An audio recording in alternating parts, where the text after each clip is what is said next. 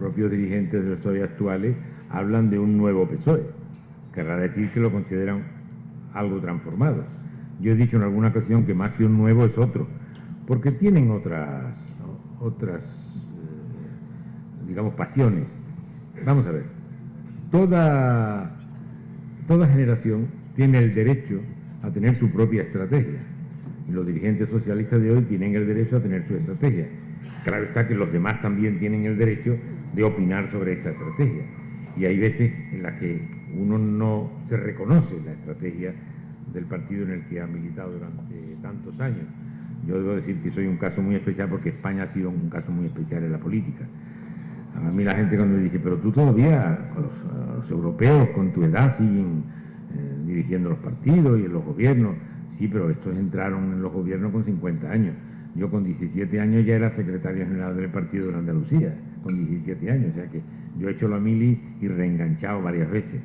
Entonces, a veces uno no coincide y uno tiene la libertad, afortunadamente, no pasa nada decir en qué no coincide y en qué sí coincide, pero llevarlo hasta la frase que me la ha apropiado, el que sea me la ha apropiado, es mía, ¿eh? El copyright, quede bien claro, no lo creo. Es que el denostado bipartidismo, en el que se apuntaron todos a la guerra contra el bipartidismo, hoy es añorado, porque con el corazón puesto, con la mano puesta en el corazón cada uno de ustedes, ¿de verdad este Parlamento es mejor que el antiguo Parlamento? Ni de broma, ni de broma. Hubo muchos años en los que los dos grandes partidos se ponían de acuerdo. Yo he negociado muchísimo con el Partido Conservador, UCD primero, más de centro derecha, después el PP, y había mucha posibilidad de acuerdo. Cuando se deshace todo es cuando el Parlamento se convierte en lo que se ha convertido ahora, que yo me lo vi venir y por eso abandoné el Parlamento. Pues yo no estaba de acuerdo con soportar lo que ahora algunos diputados y diputadas tienen que soportar. Por lo tanto, sí ha habido muchos años de acuerdo. Ahora no hay acuerdo y además ha aparecido un partido, Ciudadanos, que podría, digamos, facilitar más el acuerdo con el PSOE y de hecho firmaron un pacto después de las elecciones del 15, cuando este hombre Mariano pensó que sus vacaciones deberían continuar, que no había que presentarse otra vez, pues hicieron un pacto delante de la prensa, delante de todo, y al poco tiempo se estaban llamando cosas horribles los unos a los otros. Yo creo que es más natural que, no digo para formar un gobierno, aunque tampoco hay que excluirlo, pero para ponerse de acuerdo parlamentariamente sería bastante natural que el PSOE y Ciudadanos se pusieran de acuerdo. Ya lo hicieron en el 15, pero hoy parece que no es. Pero la realidad pondrá a los partidos en su sitio.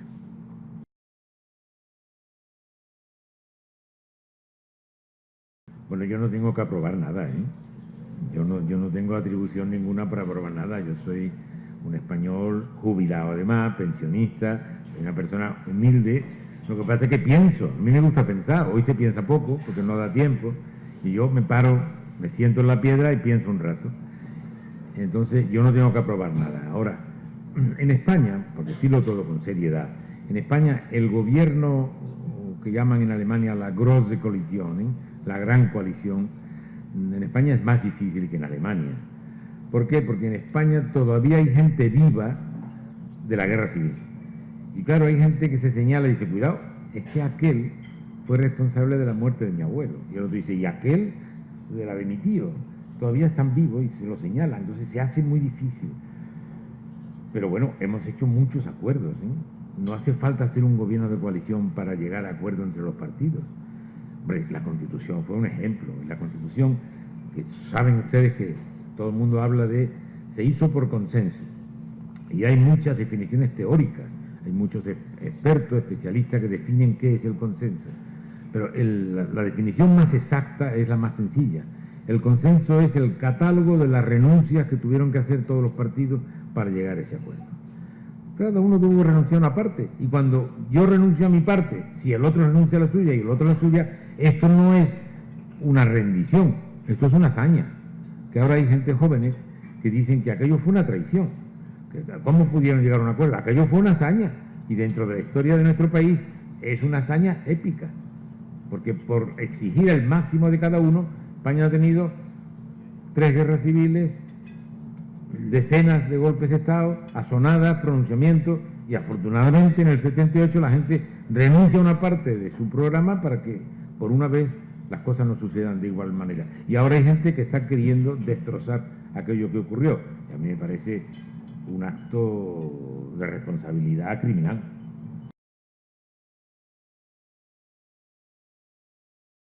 Bueno, es una afirmación real en algunos aspectos muy concretos. No en sentido general es un error gravísimo, no es verdad. La Constitución reconoce la igualdad no solo por sexo, que ahora se dice género, porque lo de sexo es un puritanismo que no se puede decir. Es sexo. Género es gramatical, es sexo. Por diferencia de sexo no hay desigualdad ni de raza, ni de ideas políticas, no. Lo que pasa es que hay algunos aspectos en los que eso no se garantiza. Y les voy a poner un ejemplo y otro que les va a sorprender un poco, sobre todo el que ha hecho la pregunta. En el artículo 57 se dice que en la sucesión de la corona, en igualdad de grado familiar, está por delante el hombre respecto de la mujer. Eso es una clarísima violación del artículo 14 de la Constitución, que dice la absoluta igualdad entre hombre y mujer. Los alemanes eso lo consideran un artículo constitucional inconstitucional, que es verdad, es contrario a la Constitución, aunque está en la Constitución. Y por tanto eso es evidente que cambiar eso debe hacerse, naturalmente. En este problema no tenemos esa dificultad en España, porque los herederos ahora mismo están claros, son 2 mujeres, no hay problema, pero si apareciera un chico tendríamos el problema. Pero hay que cambiarlo. Pero, y esto va directamente dirigido al que ha hecho la pregunta, pero en el artículo 58 hay una discriminación del hombre y nadie se ocupa de él. Yo lo repito siempre, pero no he visto ni una línea en un periódico hablando de que hay una discriminación contra el hombre. Con la discriminación de la mujer en el 57 todos lo dicen y llevan razón. La del hombre, ¿por qué no? Porque fíjense que habla de la reina consorte y el consorte de la reina. Mujer que casa con rey es reina, hombre que casa con reina no es rey. Es una discriminación en contra del hombre. Oye, no parece que nadie escucha eso. Hagamos los dos, ¿no? En el viaje cambiemos los dos. Bueno, pero en la Constitución fundamentalmente, claro que hay igualdad de hombre y mujer, pero en el artículo 57 no lo hay para la mujer, en el 58 no lo hay para el hombre. Yo no tengo atribución moral para recomendarle lo que tiene que hacer. Yo sí puedo recomendar una cosa, que tenga criterio propio. Que oiga a unos y a otros y luego tenga criterio propio, que el partido que tenga que tomar una decisión lo haga con un criterio, analizando todo, pero ¿quién soy yo para decir pacte con este o pacte con el otro? ¿Que sería más natural en el panorama político que hay ahora? Probablemente sí, pero yo no me atrevería a aconsejarle nada. Él tiene criterio como para saber lo que tiene que hacer y esperemos que acierte. España tiene una constitución federal, que le hemos dado el nombre de Estado autonómico, que por cierto no aparece en ningún sitio. Eso es una cosa de técnicos, de políticos, de periodistas, pero no dice, este es el Estado autonómico. Pero la construcción de la España de la Constitución es federal, más federalizada que todos los estados federales del mundo, salvo 2, Canadá y Australia. Todos los demás estados federales, Estados Unidos, Alemania, todos tienen menos descentralización que España. O sea que es un país que no solo es el tercero en descentralización del mundo, es que lo ha hecho en un tiempo récord. Lo que a los otros les ha costado 80 años, aquí se hicieron en 5 años. Lo cual indica que ese país es muy fuerte, muy fuerte. Ya saben ustedes aquello que decía Bismarck, ¿no? ¿Cuál es el país más fuerte del mundo? España. Lleva a los españoles 200 años queriéndola destruir y no lo han conseguido. Es fortísima. Y más aún, en el siglo I, Pompeyo Trogo, un historiador de la Galia Narbonense, vino por aquí, dio un vistazo y escribió un libro sobre los habitantes de España entonces, de Hispania. Y dijo, son muy guerreros, batallan por todo. Y cuando no encuentran enemigos fuera, lo buscan dentro. Que también es un siglo I, ¿eh? Ya no me acuerdo ni cuál era la pregunta. Ya he contestado, ¿no?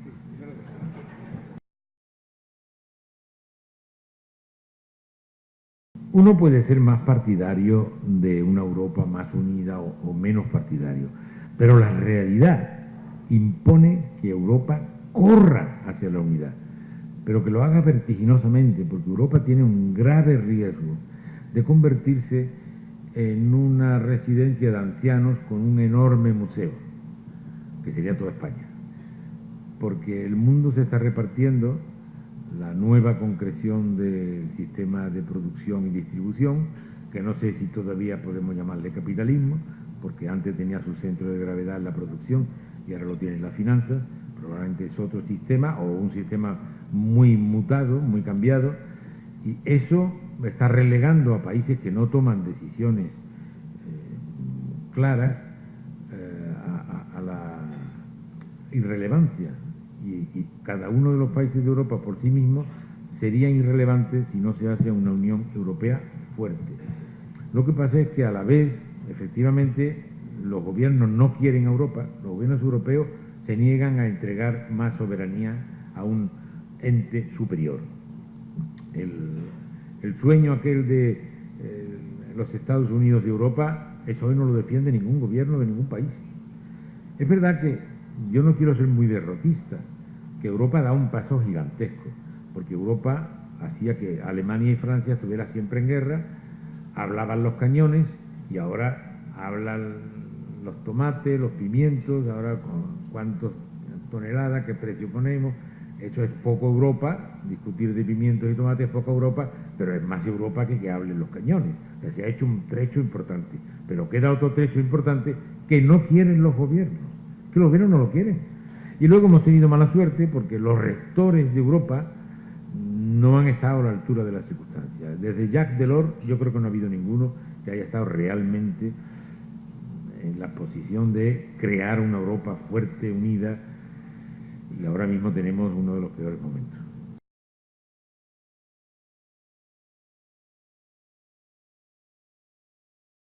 Este es un debate interesante, que en la etapa democrática desde el 77 aquí no se ha planteado, pero durante la Segunda República sí se planteó. Y el propio presidente de la República, Niceto Alcalá Zamora, escribió un libro sobre este tema, sobre si los partidos de ámbito exclusivamente regional debieran estar representados en el Congreso de los Diputados o solo en una segunda Cámara de tipo regional. Se planteó y es un debate interesantísimo. Nosotros tenemos, digamos, la pata quebrada en esto. ¿Por qué?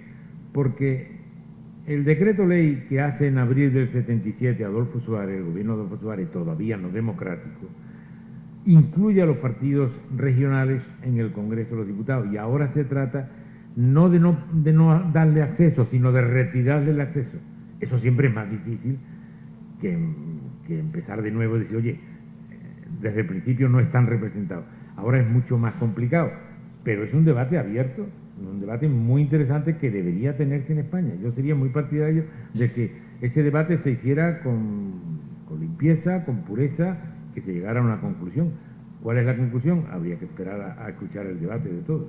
Pero es muy interesante lo que ha planteado.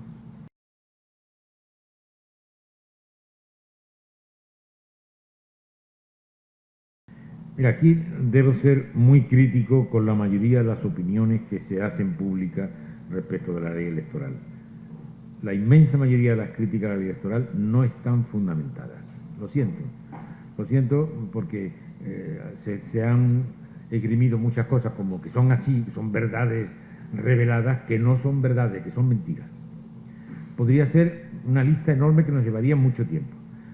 Pero el reparto de escaños, mire, hay mucha gente que le echa la culpa a un belga llamado D'Hondt, un matemático belga llamado D'Hondt, que tiene un sistema de reparto de... Este señor no tiene culpa de nada, de nada, de nada. Yo le defiendo siempre que puedo. No afecta para nada al método D'Hondt a la proporcionalidad o no proporcionalidad de la representación. En nada afecta. Está claro, en nada. Algún día, se lo dije al director del Centro de Estudios Constitucionales, aquí debajo de la escalera tenía que hacer un monumento al señor D'Hondt por todo lo que le han apedreado injustamente. No es verdad. ¿Qué es lo que desproporcionaliza? el número de circunscripciones. Es que tenemos 52 circunscripciones. La selección europea es una sola circunscripción. Ahí no hay de proporcionalidad ninguna. Y se aplica el DON, pero no hay ninguna de proporción. Es proporción pura, con el método DON. O sea que es una garantía de que el señor DON no tiene la culpa de nada. Que se puede hacer todo proporcionalidad pura con el método DON. Y además, mire, la proporcionalización o desproporcionalización se mide por un coeficiente. Estas cosas hay que ser un poco experto. Yo no soy experto, pero soy aficionado antes que nadie. Yo en el año 1972 no había aparecido ni la flebitis. Yo fundé un instituto de técnica electoral y me fui por el mundo a ver cómo funcionaba la elección. Soy un aficionado que sabe poco, pero bueno, hace tiempo que estoy en esto. Ahora me pasan, todos son catedráticos, todos saben muchísimo. Bueno, vale. Yo no sé lo que iba a decir. A ver si retomo la idea de... ¿Qué quería yo decir? Vamos a ver, el método DON, la distribución, sí. Acá hay un cociente que nos indica la desproporcionalización, que es tomar el porcentaje de cámara que consigue un diputado y el porcentaje de votos, un partido, y el porcentaje de votos que tiene ese partido. Si usted divide los votos en el porcentaje de cámara sobre el porcentaje de votos, usted ve si ha sido premiado o ha sido castigado. Si saca un 12% y en la Cámara tiene un 10% de la Cámara, ha sido castigado con un 2%. Si por el contrario con el 12 tiene un 15%, ha sido premiado con un 3%. Bueno, hay partidos premiados y castigados en España, elección tras elección, pero en cantidades muy pequeñas, muy pequeñas. En el 77 sí hubo un solo partido, UCD, que se premió con un 14%, pero ya no se ha vuelto a repetir eso. Ahora tienen un porcentaje de un incremento de un 1,5%, de 0, un castigo de 0, muy poco. Por tanto, no hay esa desproporcionalización que cambiaría la situación política. No es verdad, a lo mejor cambia un diputado de uno y un diputado de otro, pero nada más. Por tanto, toda esa crítica a la electoral es falsa. Y fíjense, ahora yo que soy antinacionalista, voy a romper una lanza por el nacionalismo, hombre, porque se acusa de que los partidos nacionalistas están sobrepremiados. No es verdad. En absoluto, como los otros, tienen a lo mejor un castigo, concretamente el Partido Nacionalista Vasco tiene un castigo de 0,1% y un premio del 0,12% convergencia. Hablo de la última elección del 16. Yo lo he hecho con todas las elecciones del 77. Y todo esto es una falacia, no es verdad. Aquí lo único que sí es importante es que hay 52 circunscripciones y claro, hay circunscripciones con 3 diputados que claro, pueden entrar máximo 3 partidos. Si se presentan 50, pues solo entran 3, porque hay 3 diputados. Y aún así las de 3 diputados están sobre representadas respecto de la que tiene 33, porque muy poca población tiene 3, y si multiplicáramos por el número de población de Madrid y Barcelona tendría que tener 80 cada uno, con lo cual haría un parlamento de 2.000. ¿Entienden? Entonces, toda esta crítica es falsa, es mentira, pero se lo traga a todo el mundo. No, porque estamos sobre representados. No es verdad, hagan las cuentas, miren y verán ustedes que no. Entonces esto siempre lo ha montado, sobre todo Izquierda Unida, después ha habido otros, pero Izquierda Unida es el que lo ha montado siempre, diciendo que ellos en las elecciones, en la última antes del 15, en el 11, es que nosotros hemos tirado a la basura 800.000 votos, y era verdad, pero el PP había tirado a la basura 2 millones y el PSOE 2.300.000. Porque claro, hay muchos votos que no sirven porque hay 52 circunscripciones y si usted reparte el voto, en algunos lugares o no llega o llega, pero no a un segundo o a un tercero porque no hay posibilidad. Entonces, es verdad que se desprecian muchos votos porque son muchas circunscripciones. Si fuera una sola no habría ese problema. En la elección europea es una sola, no se tira ningún voto. Pero claro, son las circunscripciones, ni es DON, ni es el reparto de escaños. No hay más que estudiarlo. Se pone uno a estudiarlo y lo ve que toda esa crítica es una crítica falsa.